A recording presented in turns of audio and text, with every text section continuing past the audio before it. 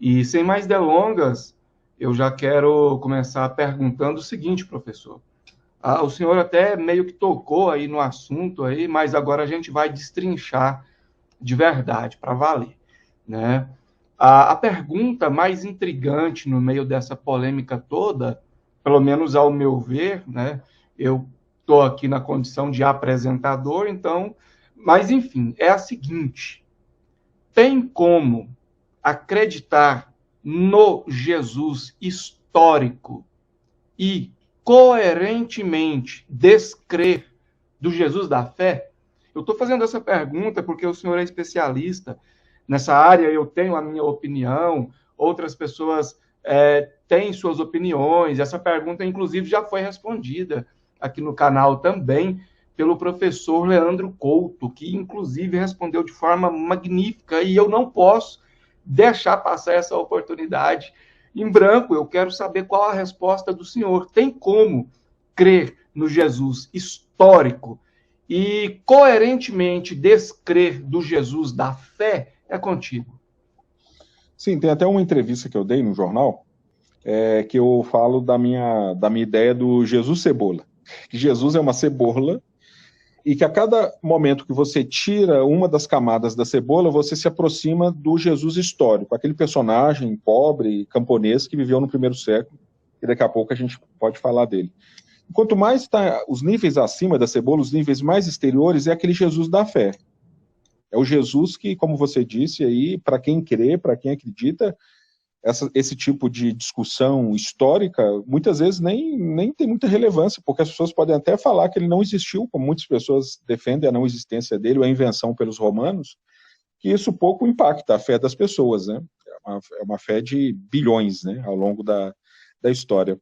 Eu acho assim que separar o Jesus histórico do Jesus da fé é muito importante, porque se a gente ficar preso só no caráter divino dele, no caráter religioso, ele se iguala, por exemplo, guardadas as devidas proporções, né? Lógico que é uma religião muito maior, mas ele se iguala aos deuses antigos, aos deuses mitológicos, né? Quando a gente fala, por exemplo, não estou falando que ele é um mito, mas quando a gente fala, por exemplo, de Ísis, Osíris, os deuses romanos Afrodite, Apolo, Zeus, eles têm historicidade, eles são personagens reais. A gente consegue separar o personagem histórico do personagem mitológico, do personagem religioso? Não, porque é bem provável que eles não sejam personagens reais, personagens históricos. No caso de Jesus, a gente, há uma diferença dele para esses deuses. Esses deuses, eles são ahistóricos.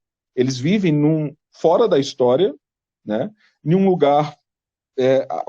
eles vivem na temporalidade. Jesus, não. Jesus é um personagem datável. Ele é um personagem histórico.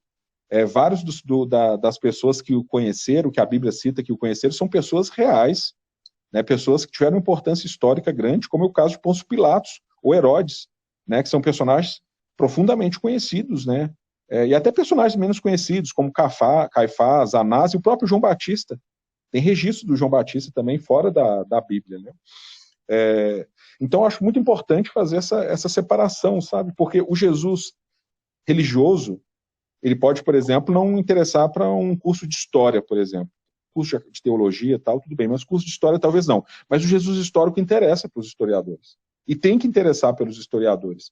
Ele não pode virar um tabu, a não ser estudado, porque muita gente, às vezes, se refreia, né? Não vou estudar isso porque já tem um certo preconceito, ele é um ente religioso, ele não deve ser estudado, não deve ser dissecado, e acaba que os estudos não andam. Né? No Brasil, isso é bem evidente. Né? A gente tem muito menos estudos feitos no Brasil sobre o Jesus histórico do que nos Estados Unidos ou na Europa, onde isso avança. Né? A gente tem grandes historiadores americanos e europeus aí estudando esse tema. Então, a meu ver, é perfeitamente separável os dois entes. Até porque historiadores não religiosos, não cristãos, eles podem se debruçar sobre o Jesus histórico. Né? Então, se ele fosse um personagem só de interesse religioso, nós deixaríamos muita gente boa de serviço, pessoas que sabem lidar com a metodologia de pesquisa de fora. E Jesus é um personagem histórico. Ele não pode ser renegado. Né?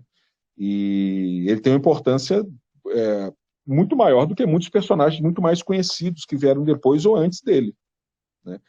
Então, se a gente conta os anos a partir da data de nascimento desse cara, é muito importante a gente saber quem foi esse cara, que tipo de legado ele deixou, porque os discípulos dele estavam preparados para dar a vida por aquela mensagem, né? Quem que é esse cara?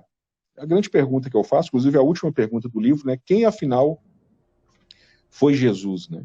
Então, eu acho esse tipo de pergunta muito pertinente, e acho que a gente separar os dois personagens é importante para que os estudos se multipliquem, né? Para a gente não ficar preso só em uma faceta desse Jesus, porque ele tem várias facetas, né?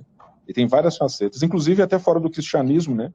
Ele é citado pelos escritos judaicos, de forma mais pejorativa, logicamente, né? Porque os judeus não o reconhecem como o Messias dos antigos profetas, os antigos profetas falavam, mas, por exemplo, ele é uma figura importante no islamismo. Então, ele é uma figura que transcende o próprio cristianismo. Muito bom, muito bom.